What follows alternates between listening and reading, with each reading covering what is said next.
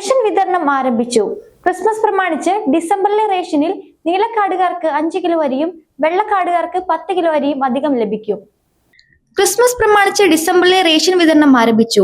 അരി കിലോയ്ക്ക് 10 രൂപ 90 പൈസ നിരക്കിലാണ് ഉപഭോക്താക്കൾക്ക് ലഭിക്കുന്നത്. എല്ലാ കാർഡ് ഉടമകൾക്കും 1 ലിറ്റർ മണ്ണെണ്ണയും നൽകും.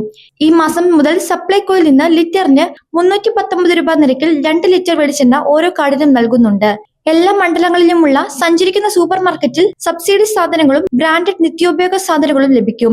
ഓരോ കാർഡിനും 25 രൂപ നിരക്കിൽ 20 കിലോ പച്ചരിയോ പുഴുക്കലരിയോ നൽകുന്നുണ്ട്. വനിതകൾക്ക് സബ്സിഡി ഇതര ഉൽപ്പന്നങ്ങൾക്ക് 10% വരെ അധിക വിലക്കുറവുമുണ്ട്. 1000 രൂപയ്ക്ക് മേൽ സബ്സിഡി ഇതര സാധനങ്ങൾ വാങ്ങുന്നവർക്ക് 1 കിലോ പഞ്ചസാര 5 രൂപയ്ക്ക് ലഭിക്കും.